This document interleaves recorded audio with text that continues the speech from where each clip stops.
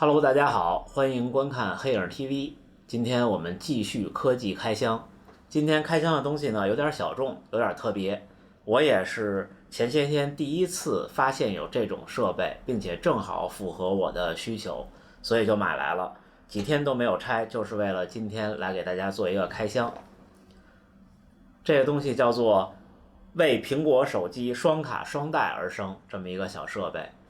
通俗点说呢，就是它可以插 SIM 卡，插上 SIM 卡以后呢，接入你家的 WiFi 或者是插网线，然后呢，它就能够把你插进去的这张 SIM 卡接到的电话和短信，以手机 App 的形式转到你的手机上。这个手机的 App 就相信大家都用过一些虚拟号码，不管是 Google Voice 还是阿里小号。其实现在 iOS 上的手机 APP 是可以收短信和接电话的。那先说一下为什么我要买它，因为我有很长一段时间要离开北京，甚至是离开国内了。但是呢，我的手机国内的号码又需要接听电话跟接收短信，同时呢，我国特殊的国情，很多时候呢，电话号码是个陌生的号码进来，你是很难准确的判断这些号码是不是推销和广告的。你不接呢害怕，接了呢如果在国外你开了漫游，又很贵，所以呢就两头难受。本来一开始我的方案就是办一个国际漫游，每天几块钱的那种，但是后来发现呢，这是一个更好的方案。通过我对它的了解，我可以先跟大家讲一讲我是怎么理解这件事儿的，也就是说它适合哪些人。第一，长期的出差，什么意思呢？比方说，你的工作需要你突然出差半个月、一个月或者2个月到国外，那这样的话呢，你办漫游是不是特别的划算？我觉得，就像刚才我说的，那你到国外呢，又想流畅的、舒适的，不用考虑流量的上网，那最优解是买一张当地的 SIM 卡嘛。所以说呢，你的主力手机插上当地的 SIM 卡，然后你把你的 SIM 卡放在国内的家里，放在这里边接上电，插上网，手机装好软件，这样的话呢，你国内的号码的短信、电话就都会通过网的形式发送到你这个在国外这部手机上，也就是你国外手机只需要联网就好了。那这样的话是很方便的，而且你的国内号码甚至都不需要开国际漫游。这是第一种人。第二种人呢，就是你要长期到国外一段时间，比方说1-2年，但是呢你还回来，你国内的号码要保留，并且你有很多的业务都依赖国内的号码。咱们说的简单点，比方说你的各种登录的短信验证批量去改，其实是很麻烦的，就算你在国外有一个固定的号码。这也是我目前遇到的一个困扰，但是通过它应该能够解决。第三种呢，就是你总出去旅游，但是呢你又不想用漫游，虽然你有钱用得起漫游，用得起国外的流量，但是呢众所周知的原因，国外的 SIM 卡走流量会更好，你能够直接在国外用 Google 地图，用 Google 的一些服务，而国内中国移动、中国联通，即便你漫游出去也是不行的，也是要有一些其他的手段。所以大多数出国旅游的人，我了解还都是买当地的 SIM 卡。那你把这个东西放在家里，其实你就很从容的可以随意的接听他的电话，因为你不用考虑是否它是广告，会不会占用你接听的成本。归根结底就是说，第一，它能够节省一个国际漫游的费用；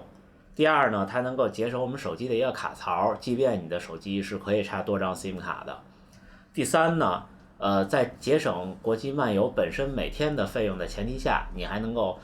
不用考虑就可以接起电话。否则你在国外的话，来一个陌生号码接电话，你心里还是有点担心成本的。那我们就打开它看一看。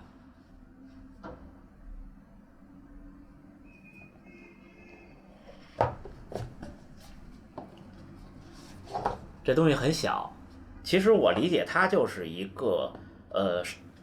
模拟的手机，说白了能够联网，可能里边底层是个安卓系统或者是个什么系统。我买的这个呢是只能插一个 SIM 卡的，淘宝上还有能插4个 SIM 卡的。如果你家里2口人都出去可以考虑，但是呢那个有一个缺点，我们说一下，就是我问了这个东西的卖家，就是不管是能插1张卡的，还是插2张卡的，还是插4张卡的，它只能同时转发到一个软件的账号里，就是那软件你肯定要注册嘛。那这个时候就比较尴尬，等于你家里有4口人都在国外，你插了四个不同的人的 SIM 卡，但是你手机的软件只能登同一个号，那这时候你4个人的短信电话就混在一起了。所以说呢，我就买了一个 SIM 卡的，这个东西成本人民币不到300块，200多块。找一个 reset 键，插 SIM 卡的键，电源键，这儿还有一个 USB 的口，这前面还有指示灯，是我通电呀、开着的呀，SIM 卡的信号啊、WiFi 信号等等。像这种还有一个版本是不能连 WiFi， 是插网线的，但是现在应该都买能连 WiFi 的吧。然后它还带了一个 SIM 卡的还原套，就是适用于 Nano SIM， 就这种东西它是插的是稍微大一号的卡，所以要用卡套套上你的卡，否则插不进去。之后就是一个电源，就很普通的电源，我们看看它的输出是12伏1安，也就是说这东西12瓦的功率，12瓦功率其实不低的，对于这种东西来说，我本来一直以为是5伏1安的。说明书，我发现我慢慢已经到了那种买电子产品需要看说明书的年纪了，所以我们简单的过一下。包装里有什么，每个灯是干什么使的，要插什么卡，插完以后呢，要下载一个软件。下载完软件以后，它和其他那些智能设备一样，是搜索一个它本身的 WiFi， 然后连上，就像那些米家的设备一样。连上以后呢，在它的软件里就能够设置你家里的 WiFi 连接这个盒子了。好，前面的这个指示灯呢，一个是电源，这个就不说了。电话的这个指示灯呢，如果不亮就是没连通，如果是绿色的灯呢，就说明连接通了。同时呢，它还能告诉你是不是在接打电话。如果是一直亮着，说明它正在连接着网络；如果是闪烁，说明正在通话中。WiFi 的这个呢是标识的 WiFi 的连接的状态。在这儿呢，我再特别说一点，这种盒子在淘宝上有两种大类。第一类是连接的是2G 网络，因为其实它本身就是只能收发短信和接听电话，所以呢，很多这种盒子是连接的移动或者联通的2G 网络，而我买的这个呢是可以连接移动和联通的3G、4G 网络的。看似没有什么区别啊，但是其实区别很大。因为2G 网络，因为之前的一些不管是技术问题还是安全问题，很快会被淘汰的。相信大家在几个月前看到的那种支付宝盗刷的事件，就是说通过2G 基站截获短信的那个漏洞，这其实不是基站的问题，是2G 技术的问题。所以呢，不管是移动、联通还是电信，都在大批量的淘汰2G 的技术。所以你会发现那种2G 的盒子，宝贝详情里会明确的告诉你，你要注意你使用这个的附近到底还有没有2G 的基站部署，这很关键。所以建议大家不要买2G 的版本，就买这种能支持3G、4G 的版本就好。甚至还有一种盒子是不需要 WiFi 的，就是它其实就用了你的插进那张 SIM 卡的流量联网，但是那种就比较贵，所以连 WiFi 的这种最好放在家里。好，我们已经把 SIM 卡插上，连上了电源，大家应该能够看到电源的指示灯是常亮，正常的。SIM 卡信号的指示灯是常亮，也是正常的，说明已经找到了SIM 卡的信号了。好，大家看，现在已经正常了，连接到了设备，然后识别到了语音网络，信号还不错，运营商是中国联通，数据网络就是 WiFi 是满的。但是这个软件到这个盒子从里到外透着制作的粗糙，大家发现这3个灯跟这 logo 都对的不正，然后软件里面呢，语音信号和 WiFi 的这个 logo 这个标好像有点被挤瘪了的样子，但是这不重要，我们试一下功能。之前我测试好像发现一旦来电，这个屏幕录屏会断掉，有可能如果断掉的话，大家就看我的这么拍摄吧。因为录屏也不能休眠，所以只能这样来录了。下面我请我的家人给我打个电话。好，来电了，而且因为我们授权了通讯录，所以知道是谁。点开接听，我开一下免提。喂，讲话。你好，可以听到的。可以听到，我挂机了，你能听清我吗？可以的。好，我挂机了。这个是来电，现在呢，我们回拨回去试一下，我们能不能打电话？大家始终注意，我的手机是没有插 SIM 卡的。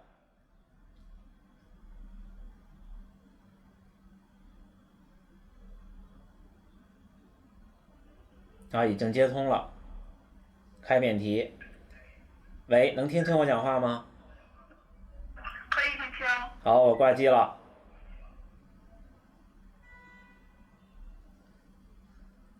好，电话没有问题。下面呢，我们就试一下短信。我还是请我的家人发一条短信过来。好，我们收到了短信，短信内容是测试。现在我来回复，我们打一组他看不到的数字，让他给我们回过来，来证明确实收到了。我们编一下。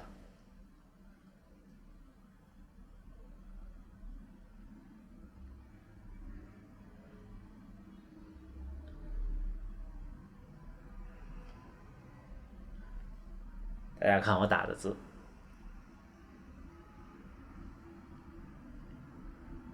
因为它能读你系统的通讯录，所以名字和头像都是没问题的。怎么还没回？啊，收到了7832啊，暗号对上了，说明他收到的就是这条短信。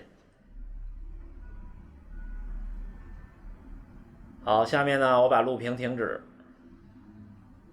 好，经过了刚刚的测试，说明这东西还是非常好的。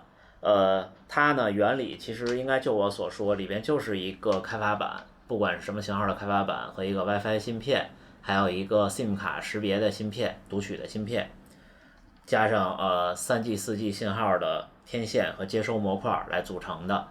它的程序逻辑应该也非常简单，就是它其实就是一部最简易的电话系统，只不过它接到电话和短信以后，会把电话、短信通过 WiFi、通过网络的形式传到这个东西背后的服务端去，然后这个服务端呢，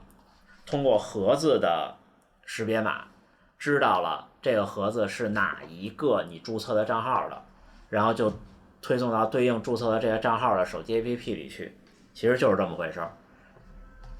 那这个东西就准备放在家里一直插着，然后呢，你这部手机就没插 SIM 卡嘛，你就可以走了。只要你能联网，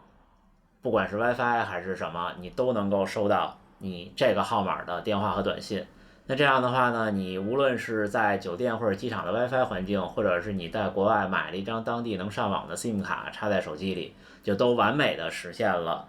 所谓的漫游。其实你这个SIM 卡的手机号其实根本都不用开漫游，因为它还在你北京的家里。